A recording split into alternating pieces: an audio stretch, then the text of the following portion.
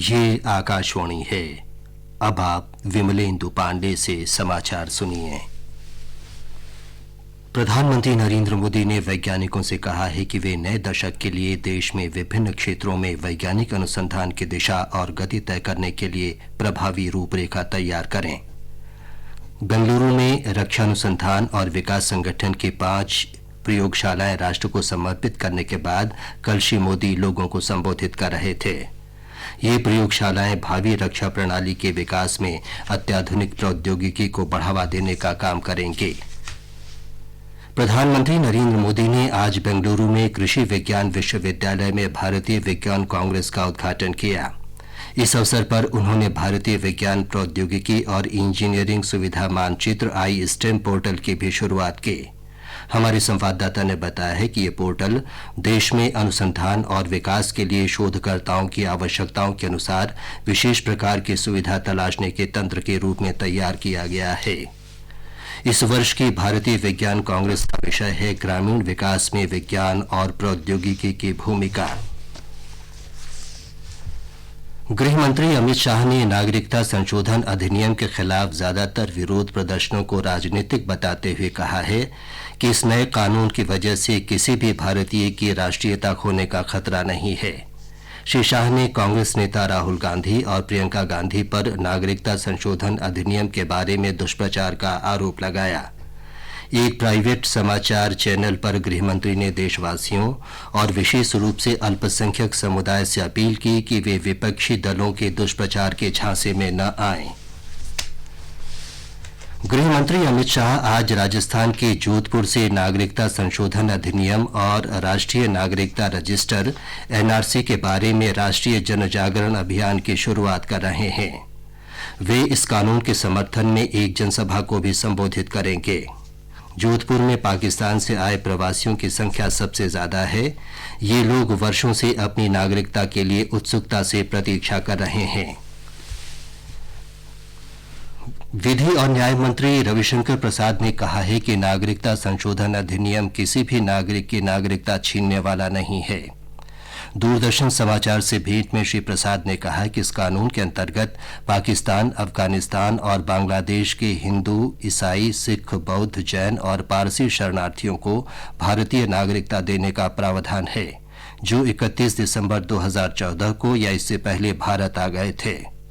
विधि मंत्री ने कहा कि पूर्व प्रधानमंत्री इंदिरा गांधी ने युगांडा से आए हिंदुओं और पूर्व प्रधानमंत्री राजीव गांधी ने भी श्रीलंका से आए तमिलों को नागरिकता प्रदान की थी। गुजरात पुलिस ने हाल में नागरिकता संशोधन अधिनियम के विरोध में प्रदर्शन के दौरान सार्वजनिक संपत्ति को पहुंचाए गए नुकसान की भरपाई तोड़फोड़ करने वालों से करने का फैसला किया है। पिछले महीने 19 और 20 तारीख को अहमदाबाद में वडोदरा में इस तरह के 2 हिंसक विरोध प्रदर्शनों के दौरान सार्वजनिक संपत्ति को नुकसान पहुंचाया गया। हिंसक घटनाओं में शामिल 25 से अधिक आरोपियों को गिरफ्तार किया गया है। Chief of defence staff CDS general Bipin Rawat ने विभिन्न शाखाओं के प्रमुखों को निर्देश दिया है कि वे तीनों सेनाओं के बीच समयबद्ध तरीके से समन्वय के लिए अपने सुझाव दें। सीडीएस का कार्यभार ग्रहण करने के बाद जनरल रावत ने बुधवार को एकीकृत रक्षा सेवा मुख्यालय में महत्वपूर्ण पदाधिकारियों के साथ बैठक में ये बात कही। उन्होंने ये भी निर्देश दिया कि इस वर्ष 30 जून तक वायु रक्षा कमान गठित करने का एक प्रस्ताव भी तैयार किया जाए। केंद्र सरकार ने राजस्थान के कोटा में शिशुओं की मौत रोकने के लिए राजस्थान सरकार को हर संभव सहायता का आश्वासन दिया है। स्वास्थ्य मंत्री डॉक्टर हर्षवर्धन ने कहा कि बच्चों की मृत्यु के कारणों का पता लगाने और उपचार के लिए शीर्ष बाल रोग विशेषज्ञों का एक दल आज कोटा भेजा जा रहा है। डॉक्टर हर्षवर्धन ने राज्य के मुख्य सचिव को पत्र लिखकर बच्चों की मृत्यु रोकने के लिए सभी आवश्यक कदम उठाने के निर्देश दिए हैं। प्रधानमंत्री नरेंद्र मोदी ने समाज सेविका सावित्रीबाई फुले को उनकी जयंती पर श्रद्धांजलि दी है। एक ट्वीट में उन्होंने कहा कि सावित्रीबाई फुले का जीवन सामाजिक एकता, शिक्षा और महिला सशक्तिकरण के लिए समर्पित था। इसके साथ ही ये समाचार बुलेटिन समाप्त हुआ।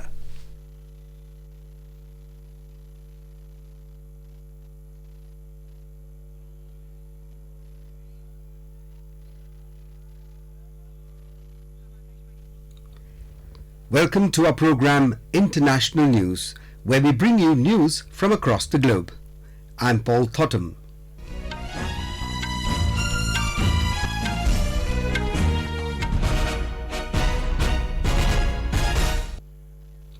First, the headlines. 8 people, including Iran Revolutionary Guards commander Major General Qasem Soleimani, killed in a rocket attack on Baghdad International Airport.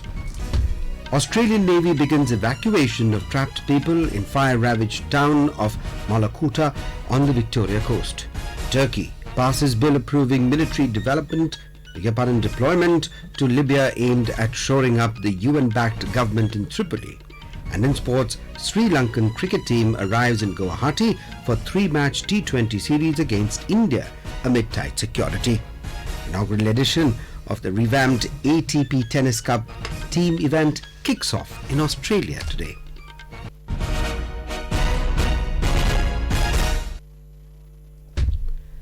US President Donald Trump ordered the killing of Iran Revolutionary Guards commander Major General Qasem Soleimani in a drone strike on the Baghdad International Airport early this morning. At least 8 people were killed in a rocket attack on Baghdad International Airport. According to Iraqi TV and officials, the head of Iran's elite Quds force, General Qasem Soleimani, and deputy commander of the Iran-backed militia known as the Popular Mobilization Force, PMF, Abu Mahdi al-Muhandis, were also killed in the airstrike. PMF blamed the United States for the attack. The Pentagon, in a statement, termed it as a decisive defensive action to protest US personnel abroad. It said General Soleimani was actively developing plans to attack American diplomats and service members in Iraq and throughout the region. The US Department of Defense said General Soleimani and his Quds force were responsible for the deaths of hundreds of American and coalition service members and the wounding of thousands more. Deputy commander of Iraq's powerful Hashd al-Shabi paramilitary force, Abu Mahdi al-Muhandis, was also killed in the airstrike. The attack occurred amid tensions with the US after an Iran-backed militia and other protesters breached the American embassy in Baghdad.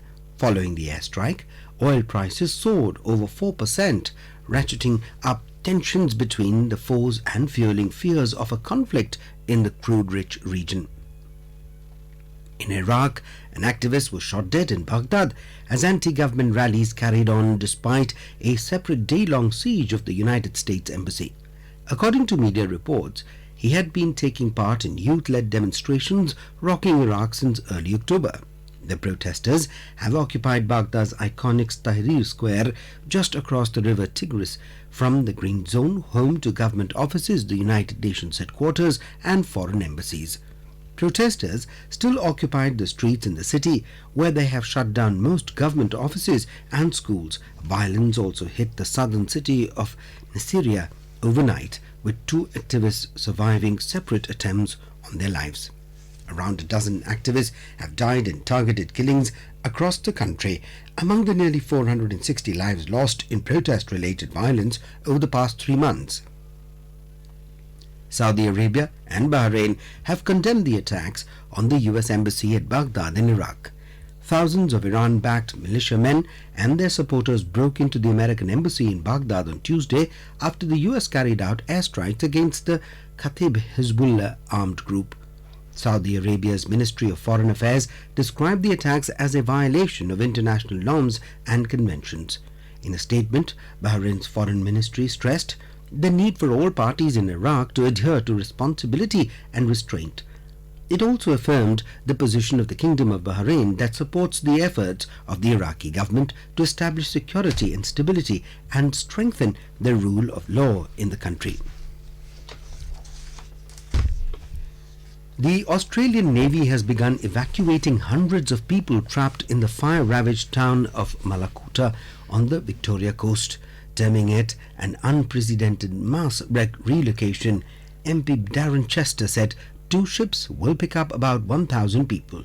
Thousands of people are also fleeing neighbouring city of New South Wales, where a state of emergency is in force. Since September, fires have killed 19 people in the 2 states. Meanwhile, Prime Minister Scott Morrison has come under attack for his response to the fires. He was heckled by angry locals in Cobargo, New South Wales, and had to cut short his visit to the fire-hit town. Thousands of people are already fleeing New South Wales, with supplies running low in some cut-off towns. It's been called the largest relocation out of the region. Thousands of tourists have been given less than 48 hours to evacuate fire-ravaged coastal communities as the country braces for a heat wave tomorrow. Navy ships and military aircraft have been deployed alongside emergency crews to provide humanitarian relief and assess the damage. This is All India Radio giving you the news. For quick news updates, visit our News on AIR app and follow us on Twitter at AIR News Alerts. You can also visit our website www.newsonair.com and our YouTube channel News on AIR Official. You are listening to our program International News, where we bring you news from across the globe. Stay tuned to our YouTube channel for more updates from across the world. In Indonesia, disaster agency warned of more deaths after torrential rains pounded the Jakarta region, triggering floods and landslides that killed 29 people from the region. Authorities said that around 31,000 people had been evacuated, but that figure did not include residents in Jakarta's satellite cities. Tens of thousands fled to temporary shelters across the capital region, with scores of houses damaged in the deadliest flooding in years. Rescuers used inflatable boats to evacuate residents trapped in their homes, including children and seniors. The disaster marked Jakarta's worst flooding since 2013, when dozens were killed after the city was inundated by monsoon rains. Jakarta is regularly hit by floods during Indonesia's rainy season. In Taiwan, 8 people, including country's top military officer, were killed in a helicopter crash. In a statement, the Defense Ministry said Chief of General Staff Air Force General Shen Yiming was killed after Black Hawk helicopter attempted to make an emergency landing in the mountains near Taipei. 5 others have been rescued. Shen and several top military officials were on a routine mission to visit soldiers in the northeast Yilan County ahead of the Lunar New Year later this month. The incident comes a week before Taiwan is set to hold presidential and parliamentary elections on January the 11th. In Sudan, 24 people were killed after a camp for internationally displaced people, IDP, was attacked in West Darfur state. A United Nations agency said Krindin camp east of the state capital of El Geneia was raided over Sunday and Monday following a dispute between Arab and African ethnic groups. Media reports stated that the Arab tribesmen came to the IDP camp and started shooting and killing and burning. Brokering lasting peace in Darfur and other parts of Sudan is one of the main challenges facing military and civilian authorities. Rebel groups from Darfur have now suspended their peace talks with the government in response to the latest tribal clashes and called for an investigation. Meanwhile, 18 people were killed when a military transport plane crashed after takeoff from West Darfur state.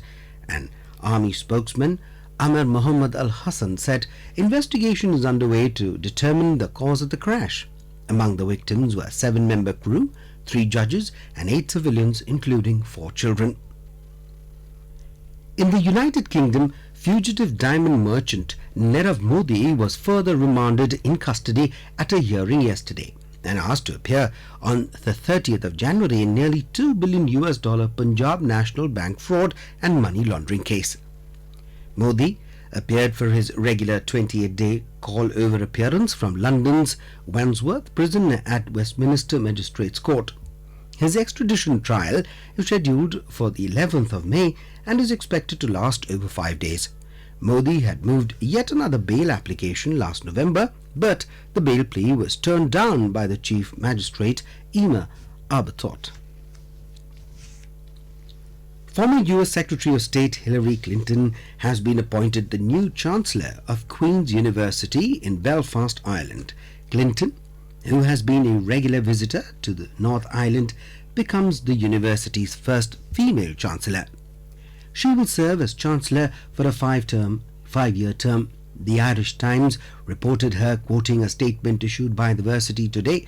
The position of the chancellor has been vacant since the death in 2018 of Thomas J. Moran, chairman, president and chief executive of Mutual of America Life Insurance Company. In Sri Lanka, the ruling party members have nominated Foreign Minister Dinesh Gunawardena as leader of the House in Parliament. The ruling parliamentary group also nominated Minister Johnston Fernando as the chief government whip. The ceremonial opening of the parliament session by President Gotabaya Rajapaksa will be held today. This will be the first session after Mr. Gotabaya took over as president last November. The president will address parliament where he makes the statement of the new government policy as provided by the constitution. Turkey's parliament has passed a bill approving a military deployment to Libya aimed at shoring up the UN-backed government in Tripoli at a time of intensifying international tensions over the conflict. The beleaguered Tripoli government has been under sustained attack since April by rebel military strongman General Khalifa Haftar.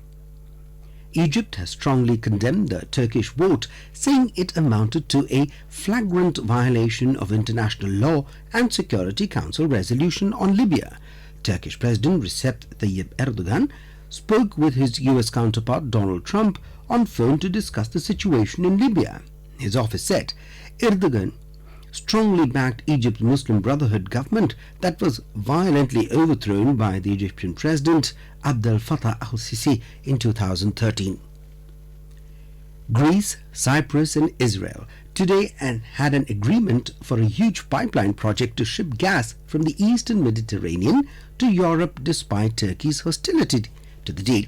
The move comes amid tensions with Turkey over its activities in the area and a maritime deal with Libya expanding Ankara's claims over a large gas-rich area of the sea. The 2,000-kilometer East Med pipeline will be able to carry between 9 and 12 billion cubic meters of gas a year from offshore reserves held by Israel and Cyprus to Greece, and then on to Italy and other southeastern European countries.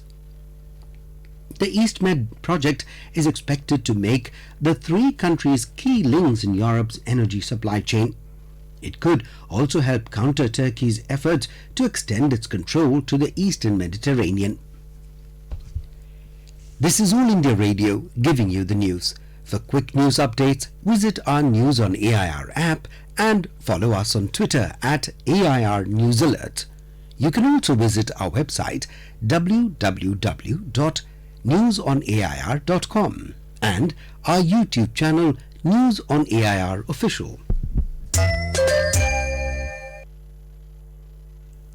You are listening to our program International News, where we bring you news from across the globe. Stay tuned to our YouTube channel for more updates from across the world.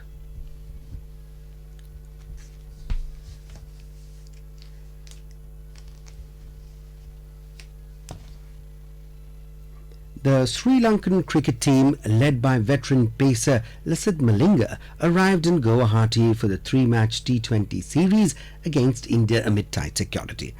The second T20 will be played in Indore on the 7th of January, while Pune will host the final match of the series on the 10th of January.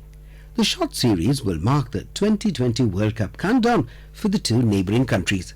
India play 8 T20 internationals, including 5 in New Zealand, ahead of the T20 World Cup opener against South Africa in Perth on the 24th of October.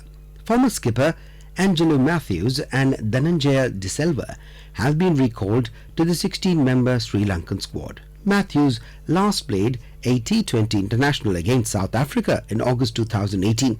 For India, the series will mark the return of their pace spearhead Jasprit Bumrah, who was recovered from a lower back surgery, while opener Shikhar Dhawan will also make a comeback. Opener Rohit Sharma and pacer Mohammad Shami have been rested for the 3 T20 internationals. Jeremy Lallaringwan, who became the first Indian to win a gold at the Youth Olympic Games 29th December last year, is now preparing for a berth at the 2020 Tokyo Olympics.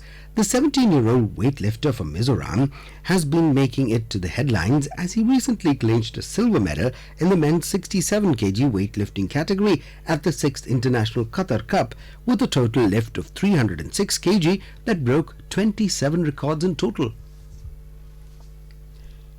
The inaugural edition of the revamped ATP Tennis Cup team event kicks off in Australia today.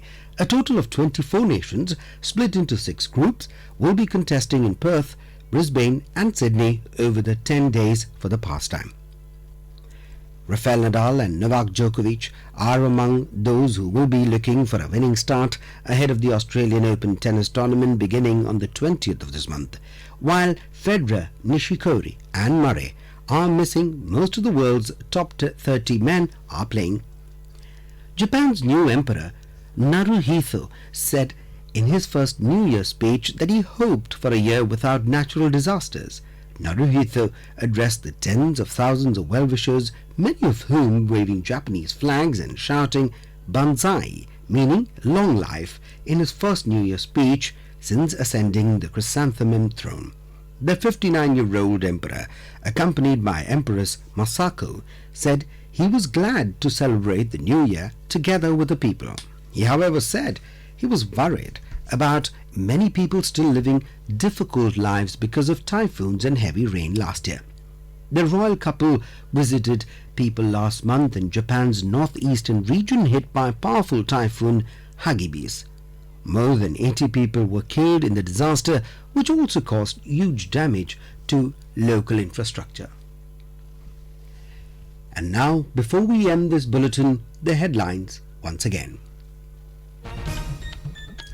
8 people, including Iran Revolutionary Guards commander Major General Qasim Soleimani, killed in a rocket attack on Baghdad International Airport.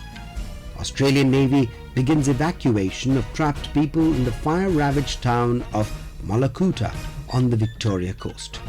Turkey passes bill approving military deployment to Libya aimed at shoring up the UN-backed government in Tripoli.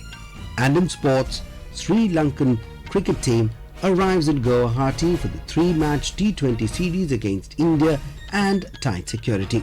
Inaugural edition of the revamped ATP Tennis Cup team event kicks off in Australia today. You are listening to the International News, where we bring you news from across the globe. Stay tuned to our YouTube channel for more updates from across the world.